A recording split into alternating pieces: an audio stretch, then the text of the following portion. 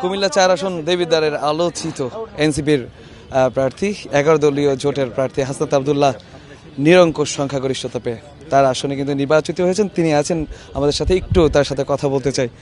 হাসনাত, রাজপথ থেকে সংসদের পথে আপনি আপনার আসনে আপনার মানুষের, আপনার যে এলাকার মানুষ তাদের ভালোবাসা যে আপনার প্রতি অনেক বেশি, সেটা আমরা দেখেছি। একটা কেন্দ্রতেও আপনার সেই ভালোবাসার কমতি হয়নি। তো সেই রাজপথের যে হাসনাতকে আমরা দেখতাম, এখন সংসদের পথে সে দেবিদ্বারের মানুষের জন্য বা দেশের জন্য কি করবে? ইনসাফ প্রতিষ্ঠা করব এবং আমার শত্রুর সাথেও যেন বেআইনসাফি না হয়, ওই ধরনের সিস্টেম আমি যেন বাংলাদেশে তৈরি হয়, সেটি নিশ্চিত করার প্রচেষ্টা আমাদের অব্যাহত থাকবে।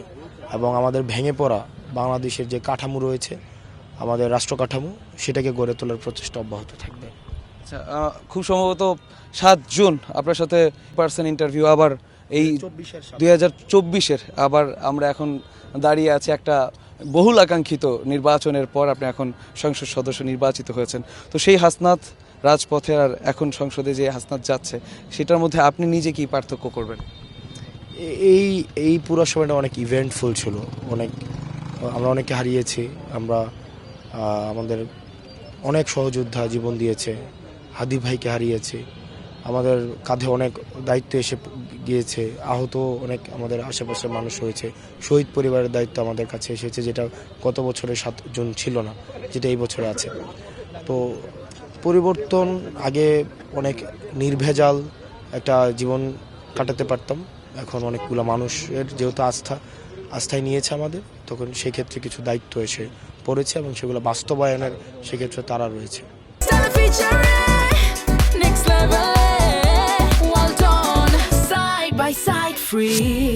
আমরা দেবিদ্বারের রাস্তাঘাট দেখেছি, অবকাঠামোগত অনেক উন্নয়ন প্রয়োজন, আমরা যেটা নিজে এই সংবাদ সংগ্রহের কাজে গিয়ে আমাদের মনে হয়েছে।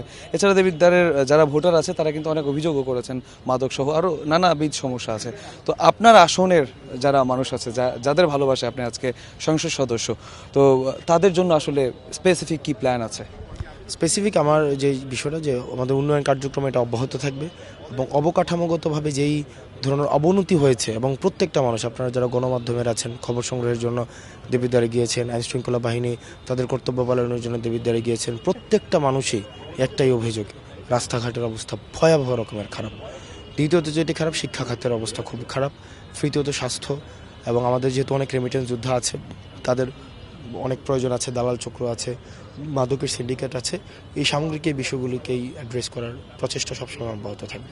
আপনি দক্ষিণাঞ্চলের এনসিপির মুখ্য সংগঠক, আপনি শুধুমাত্র দেবিদ্বারের মানুষের নেতা না, আপনি বৈষম্য বিরোধী ছাত্র আন্দোলন থেকে উঠে আসা সারা বাংলাদেশের মানুষ আপনাকে, ইনসাফের যে কথা আপনি বললেন, অনেক ইনসাফকামী মানুষ আপনার সমর্থক আছেন।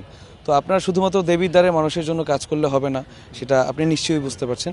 তো ওভারঅল দেশের মানুষের জন্য, বা আপনি যখন সংসদে যাবেন, আরও সংসদ সদস্যরা থাকবে, সমন্বয় করে কেমন বাংলাদেশের স্বপ্ন দেখেন? যেহেতু আমার ন্যাশনাল পলিটিক্সের জায়গা থেকে আমার এনসিপির যেই পলিটিক্স, সেটা হচ্ছে স্বচ্ছতা নিশ্চিত করা, দুর্নীতির বিরুদ্ধে আমাদের জিরো টলারেন্স, এবং রাষ্ট্র কাঠামোর একটা হচ্ছে ঢেলে সাজানো, এবং হচ্ছে এই ফেসিবাদী কাঠামোর চূড়ান্ত বা পূর্ণাঙ্গ বিলোপ, সেই জিনিসগুলো তো আমাদের জায়গা থেকে অব্যাহত অবশ্যই থাকবে।